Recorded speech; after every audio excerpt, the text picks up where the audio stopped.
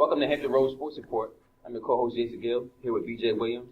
We got a lot to talk about today. We're going to start off with some ODU baseball, who were selected to play in the South Carolina Regional against ACC runner-up, the Maryland Terrapins. Yeah, but ODU coming in with a record of 34-22, and they actually lost to Rice in the semis of the Conference USA tournament, but their strength of schedule was enough to get them into the tournament as an at-large, which is something that Coach Finwood was very high on when they talked to him during the selection show. And ODU, again, they got a lot of seniors that they get their first chance to really be a part of this tournament. And if we look inside the numbers here, ODU, again, they're coming in 36-24, and they're one of two 30-win teams in the regional field. The other one, of course, being Maryland. Maryland coming in 36-21. They finished second to Georgia Tech in the ACC, probably one of the top baseball conferences in the country.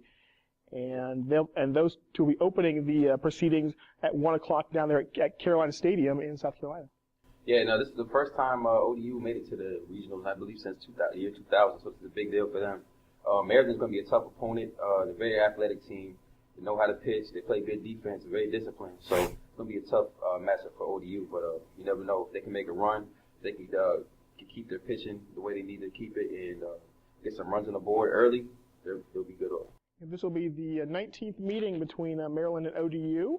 They actually last met at ODU in 2010, with Maryland coming out of the victory of that one 14-9. ODU has played 7 times against Campbell, and they have if they played South Carolina, it'll be the 24th meeting between the two, with ODU a 4-19 record against the South Carolina Gamecocks. And again, that one is the Columbia Regional. That game will open at 1 o'clock. With Maryland and ODU. South Carolina and Campbell will be playing at 7. That will be at Carolina Stadium. Those games can be seen on ESPN3, so you can check that out on ESPN3.com or your Watch ESPN app. You can support ODU. You can also catch the game on the radio on Star 1310, the flagship station for ODU baseball. So good luck to the Monarchs. We'll hopefully have Coach Finwood on next week to talk about the experience at the regionals and the season for ODU. But we want them to go as far as they can, so that and I would love to see them make the Super Regional. They would actually play the winner of the Charlottesville Regional, which is Virginia, Bucknell, Arkansas, and Liberty. They're playing as well, and they'll be playing the Super Regional, best 2 out of 3. That one would be next week, and we'll have more information on that if ODU should qualify. If they don't, we'll hopefully have Coach Finwood on next week to talk about the season. Yeah, we'll definitely be looking forward to talking to him. Hopefully we won't have to talk to him because they'll still be alive, but we'll see. And good luck to the ODU Monarchs. Yeah, the other team in action last week was William & Mary. They concluded with the Colonial Athletic Association tournament last week, and they actually lost to College of Charleston, who did make the tournament as a team in the regionals, and they lost them 6-4 up there in Wilmington, North Carolina. They actually made a real game of it there in the ninth inning. They got down 6-0. They got 4 runs in, but they could not quite get those last couple of runs in to win the game. Yeah, they waited a little bit too long to get the offense going. They, like you said, they scored 4 runs in the ninth inning. A little bit too late to really get anything going. They gave up 6 early. That was just too big of a hole to climb out of. And also, Nick Pappas on College of Charleston really killed them, going 4 for 4. And also a home run was hit by Blake Butler. Yeah, but they did have some offensive highlights there. Michael Katz went 2 for 4, had a run scored. Charlie Gould also 2 for 4. He scored a run. Derek Lowe scored one as well. And Bryson Kauhaha, definitely a member of my all-name team if you really think about it. He went 5 innings, allowed 5 hits, 2 runs, both of them earned. He did walk 1 and strike out 5 in his 5 innings of work. Tyler Thornton got the win for College of Charleston, going 8 innings, allowing 4 hits, no runs. He struck out 8 in getting the win for College of Charleston, their first since becoming a member of the Colonial Athletic Association this past fall. Yeah, it just seemed as though William & Mary just took a little bit too long to get settled into the game. It came back to bite him at the end of the game with not being able to score any more runs until the ninth inning. So.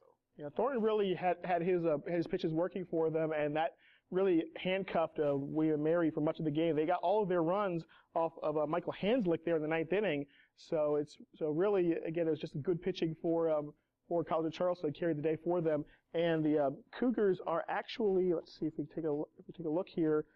College of Charleston will actually be playing in the Gainesville Regional down in Gainesville, Florida. They'll be playing the number 2 national seed Florida Gators. That game will be at 7 o'clock, also on ESPN3. And see that, and that's kind of just a little note. Rice, they'll be hosting a regional down in Houston. That Rice, of course, beating ODU in the semis. They're going to win the Conference USA Championship. They'll be playing host to George Mason. That game will be a 8:00 start for that one on ESPN3. Also, that region will be number 2 seed Texas and Texas A&M. That'll be a fun matchup as well. Texas, a perennial power in college baseball.